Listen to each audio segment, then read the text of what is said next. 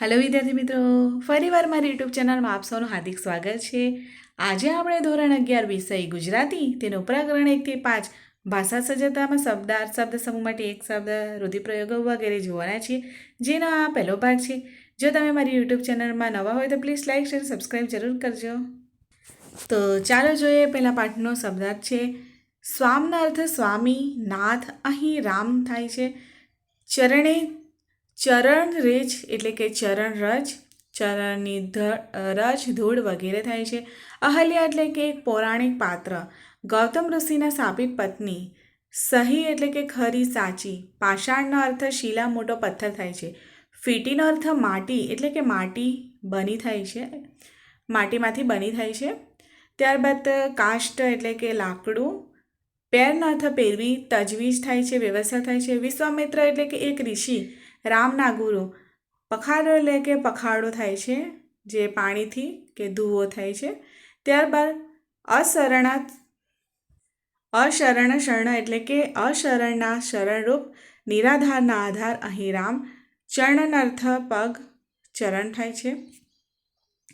ત્યારબાદ બીજા પાઠના શબ્દાર્થો છે કે સ્વાધીન અવસ્થા એટલે કે પોતે પોતાના નિયમમાં રાખનારી સ્થિતિ, અહીં પોતાના કામ જાતે કરે એવી સ્થિતિ, જેને સ્વાધીન અવસ્થા કહેવામાં આવે છે।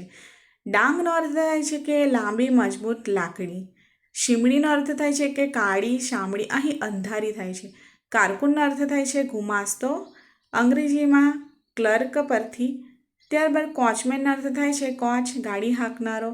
નિષ્ઠુરનો અર્થ થાય છે નિર્દય, કઠોર। તેતર એટલે કે એક પંખી। ખોમાનો અર્થ થાય છે કે અહીં બખોલા। કાચડા કે રાપડાના ઘાસ, તો અહીં એક પ્રકારનું ઘાસ થાય છે। જીવન સંધ્યા એટલે કે અહીં જીવનની ઉત્તરાવસ્થા, પાછલી ઉંમર। ધૈર્ય એટલે કે ધીરજ થાય છે। કારભારી એટલે કે કારભાર કરનારો, વ્યવસ્થાપક। સૈકોનો અર્થ થાય છે કે 100 વર્ષ। ગોલ્ડસ્મિથ એટલે કે એક અંગ્રેજ લેખક। વિલેજનો અર્થ થાય છે સ્કૂલ માસ્ટર એટલે કે અંગ્રેજ લેખકની કૃતિનો પાત્ર। સ્થાનક એટલે કે સ્થાન। સહાનુભૂતિનો અર્થ થાય છે કે સંભાવ, દિલસોજી। કૌતુક બુદ્ધિ એટલે કે કુતૂહલ જાગ્રત કરે એવી બુદ્ધિ, જેને કૌતુક બુદ્ધિ કહેવામાં આવે છે। અસંબંધ એટલે કે સંબંધ નહીં એવું, અનુચિત। ભડકવુંનો અર્થ થાય છે કે અચાનક ડરી જવું। ગીની એટલે કે સોનાનો એક બ્રિટિશ સિક્કો। ડાબડીનો અર્થ થાય છે કે ડબ્બી। તોલોનો અર્થ થાય છે કે 10 ગ્રામથી ઓછું વધારે વજન, જેને તોલો કહેવામાં આવે છે। પીછાને એટલે કે ઓળખે, અહીં સમજે। કરડાઈના એટલે કે કરડા કે કરડાઈ, સખ્તાઈ। ડિંગ મૂક એટલે કે ચકિત, છજ। રોજનીશ એટલે કે દરરોજ, રોજના કામની નોંધપોથી। ત્રિવિધ એટલે કે 3 પ્રકારના। ત્યારબાદ રૂઢિપ્રયોગો આ પાઠમાં આપેલા છે કે નસે નસમાં ઉતરી જવું, જીવનમાં વણાઈ જવું। મગજ ચસકી જવું એટલે કે ગાંડા થઈ જવું, મગજ ઠેકાણે ન રહેવું। કર્યા ભોગવવા એટલે કે કરેલા કર્મનું ફળ ભોગવવું। પુરાણ નીકળવું એટલે કે એક વાતના સંદર્ભમાં બીજી વાતો નીકળવી। તપી જવું એટલે કે ગુસ્સે થવું। આંખ ફાટી જવું એટલે કે અચાનક બની જોઈ રહેવું। આકુળ વ્યાકુળ થવું એટલે કે ખૂબ ગભરાઈ જવું। મન ભ્રમમાં પડવું એટલે કે વહેમ કે શંકા થવી। ત્યારબાદના પાઠના શબ્દાર્થો આપેલા છે। વિમાસીનો અર્થ વિચારી, મૂંઝવણ અનુભવી। નરખુંનો અર્થ નીરખું થાય છે, જોવું થાય છે। હિયા એટલે કે અહીંયા। સરસ્યું એટલે કે સરખું, જેવું। રખે એટલે કે કદાચ। ત્યારબાદ તુરી એટલે કે ઘોડો, અશ્વ, જેને તુરી પણ કહેવામાં આવે છે। અનુપમ, જેને ઉપમા ન આપી શકાય તેવું, સર્વોત્તમ। માનીની એટલે કે માન માંગતી કે અભિમાની, સ્વામીની સ્ત્રી। ત્યારબાદ મુખ મોરડો એટલે કે પશુને મોઢે બાંધવાનું દોરડાનું ગાડિયું, જેને મુખ મોરડો કહેવામાં આવે છે।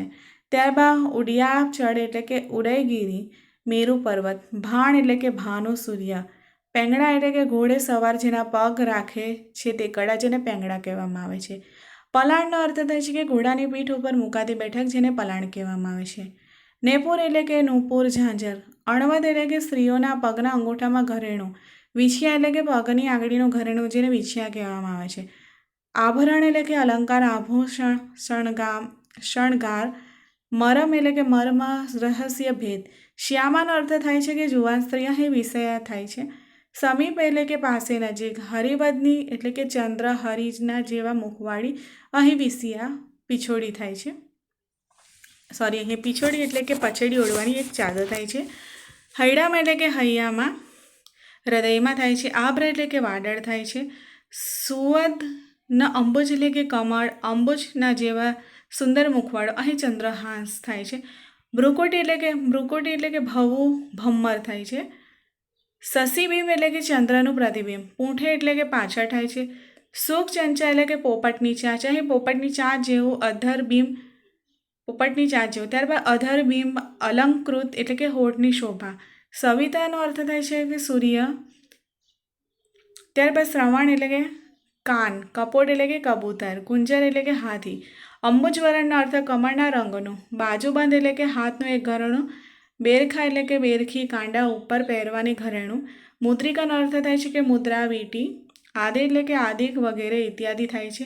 હૃદય એટલે કે હૃદય. ત્યારબાદ હેમ એટલે કે સોનું. કટી એટલે કે કેડ, કમર. તારુણી એટલે કે તરુણ કે જુવાન સ્ત્રી, અહીં વિસિયા થાય છે. ત્યારબાદ ભૂરકી એટલે કે જાદુ મંત્ર, મોહિતી. તાતનો અર્થ પિતા થાય છે. હિમે એટલે કે હિમાલય. ભરથારનો અર્થ પતિ થાય છે. કભાઈ એટલે કે કભાઓળો, અંગરખા જેવું એક વસ્ત્ર. કસનો અર્થ થાય છે અંગરખું, બંડી જેવી ભેડવાની નાની દોરી. સ્વસ્તિ એટલે કે કલ્યાણકારી. મદનનો અર્થ થાય છે કે કામદેવ. ઘડીનો અર્થ થાય ઘડી. 24 મિનિટ એટલે કે. ત્યારબાદ 20 એટલે કે ઝેર. ત્રિભુવનનાથ એટલે કે સ્વર્ગ થાય છે. મૃત્યુને પાતાળ ને ત્રણેય ભુવનના સ્વામી, ત્રણેય ભુવન લોકના સ્વામી. ત્યારબાદ ઈશ્વર. અને અવિનાશનો અર્થ થાય છે અમર, અક્ષય, નિત્ય. અહીં કૃષ્ણ થાય છે. પ્રેમદાનો અર્થ પ્રેમ આપનારી સ્ત્રી. ત્યારબાદ શબ્દાર્થો આપેલા છે બીજા પાઠના. તકરાર એટલે કે ઝઘડો, કજિયો, ટંટો. ગાંઠાયેલું એટલે કે સુધર્થ. ભવા એટલે કે ભમ્મર. શેરનો અર્થ જે દોરામાં મણકા, મોટી વગેરે પરોબ્યા હોય તેવી માળા, જેને શેર કહેવામાં આવે છે. ત્યારબાદ અવધૂતનો અર્થ થાય છે વૈરાગી, બાવો. બળી એટલે કે ભલે. પાંચિકાનો અર્થ થાય છે રમવાની કૂંકા. ટાંકણુંનો અર્થ ટાંકવાનો ઓજાર. ખલનો અર્થ ઔષધ વગેરે કચરવાનો કે ઘૂંટવાનો ખાડાવાળો ઘડેલો પથરો. ખરલ. મશરૂ એટલે કે રેશમ તથા સૂતરનું ઘણા રંગના પટાવાળું કપડું, જેને મસરૂ કહેવામાં આવે છે. રેશમ ગાંઠ એટલે કે રેસની ગાંઠ, ન છૂટે એવી ગાંઠ. અતૂટ સંબંધ. લાવણ્ય એટલે કે નમણાશ. ચારુતા, સુંદરતા. સહૃદય એટલે કે સ્વામી વ્યક્તિનો ભાવ કે લાગણીથી સમજી શકે એવું, જેને સહૃદય કહેવામાં આવે છે. પીઠી એટલે કે લગ્ન પ્રસંગે વર કન્યાને શરીરે ચોડાતો પીળો સંગતિ પદાર્થ. ત્યારબાદ ચોગાડિયા એટલે આકરા લાવવા એટલે કે અહીં લગ્નનું મુહૂર્ત. અપ્રિય એટલે કે અડખામણું લાગવું. સાણીનો અર્થ થાય છે ડાહી, ઠાવકી. માંગલ્ય એટલે કે શુભ, કલ્યાણ. ઓવારોનો અર્થ કિનારો થાય છે. ત્યારબાદ રૂઢિપ્રયોગો આપેલા છે. 12 વગાડી દેવા એટલે કે સામેવાળાનું આવી બનવું, આફતરૂપ બનવું. ગમ પડવી એટલે કે સૂઝ, સમજ પડવી. વળતા પાણી થવા એટલે કે રોગનું જોર ઓછું થવું. વાત પકડાઈ જવી એટલે કે સત્યનો ખ્યાલ આવી જવો. પોબારા ગણી જવું એટલે કે નાસી જવું. પાશેરમાં પહેલી પૂણી એટલે કે તદ્દન શરૂઆત. નમતું મૂકવું એટલે કે જતું કરવું. 4 હાથવાળો થવું એટલે કે લગન થવું. વાત ઉડાડી દેવી એટલે કે નિરાંત કે શાંતિ થવી. ડઘાઈ જવું એટલે કે ગભરાટથી સ્તબ્ધ થઈ જવું. વગે કરવું એટલે કે વ્યવસ્થિત કરવું. સનસાટી તૂટી પડવી એટલે કે આશ્ચર્ય કે હબકની સ્તબ્ધતાની વ્યાપક અસર થવી. શ્રાવણ ભાદરવો વહેવું એટલે કે ચોધાર આંસુ વહેવા.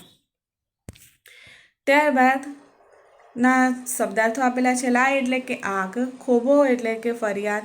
શોરનો અર્થ અવાજ થાય છે. ભયનો અર્થ ડર થાય છે. કયમ એટલે કે કેમ. વળગેનો અર્થ બાજે થાય છે. લપેટાય એટલે કે બાજે લપેટાઈ થાય છે. ભૂર એટલે કે મૂર્ખ, લુચ્ચું. શૂર એટલે કે બહાદુર, પરાક્રમી થાય છે. પ્રાકૃત એટલે કે સંસ્કૃત ઉપરથી ઉતરી આવેલો એક લોકભાષા. તો બસ અહીં આટલો છે. જો વિડીયો પસંદ આવે તો લાઈક, શેર, સબસ્ક્રાઈબ જરૂર કરજો.